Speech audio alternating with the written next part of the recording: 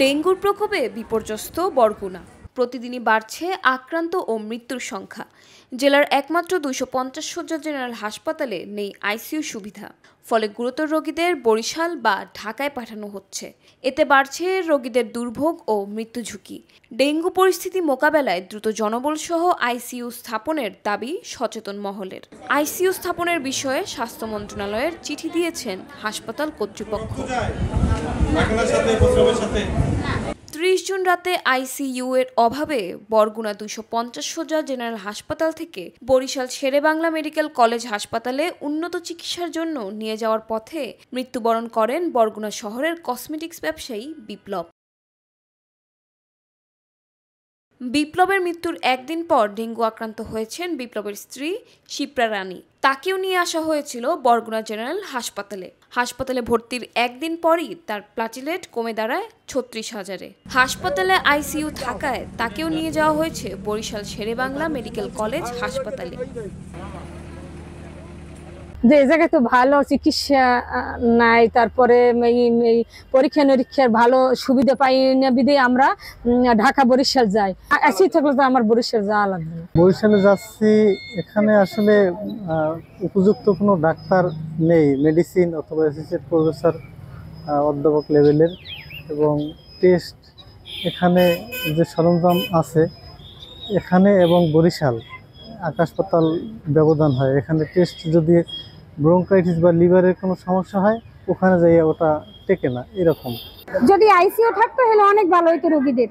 বরিশাল গেলে তো অনেক দুর্ভোগ হয়, রোগীদের অনেক দুর্ভোগ পোহাইতে হয়।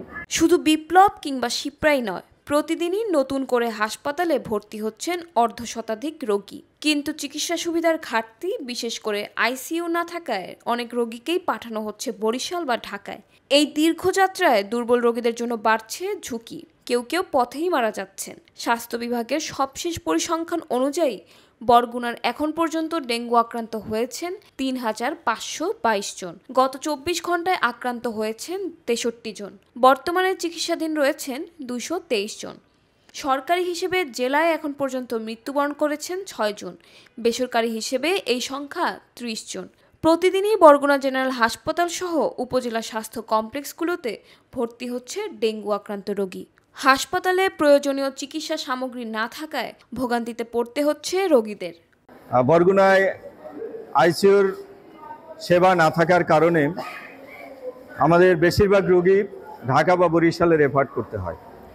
আমাদের নাগরিকদের পক্ষ থেকে দাবি হচ্ছে যে আমাদের এই আইসিইউটি তাড়াতাড়ি চালু করতে হবে, এবং এই আইসিইউ চালু করার জন্য যে ধরনের মালামাল বা সহযোগিতা দরকার এটা সরকারের কাছ থেকে নিয়ে আসতে হবে।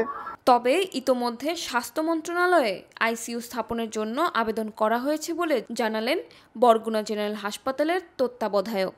বর্তমানে বাড়ছে না, বর্তমানে একটু কমের দিকে, কিন্তু স্ট্যাটিক পজিশনে আছে। আমরা চাচ্ছি যে আরও কমে, একদমই জিরো হয়ে যায়। তো এই ক্ষেত্রে আপনাদের এখানে স্থানীয় প্রশাসন এবং স্থানীয় লোকজন প্রত্যেকেই সচেতন হয়ে গিয়েছে বলে আমি মনে করি, যার জন্য আমার মনে হয় যে আগের চেয়ে আমরা কিছুটা স্ট্যাটিক পজিশনে নিয়ে আসতে পেরেছি। আইসিইউ দরকার আছে এখানে সদর হাসপাতালে। আমরা অলরেডি গতকালকে আমি একটা চিঠি লিখেছি, আমি সিভিল সার্জন সাহেব, ডিসি সাহেব সবাই মিলে আমরা যৌথভাবে পাঠিয়ে দিয়েছি। আশা রাখি আইসিইউর কাজ আমাদের শুরু হয়ে যাবে খুব তাড়াতাড়ি। আইসিইউ অবশ্যই থাকলে এফেক্টিভ হবে, গুরুতর রোগী সাথে সাথে আইসিইউ সাপোর্টটা পাবে। ডেঙ্গুর মতো প্রাণঘাতী রোগ মোকাবেলায় শুধু সচেতনতা নয়, জরুরি চিকিৎসা সুবিধাও সমানভাবে গুরুত্বপূর্ণ। বরগুনায় আইসিইউ স্থাপন এখন সময়ের দাবি। দ্রুত পদক্ষেপ না নিলে বাড়তেই থাকবে মৃত্যুর মিছিল।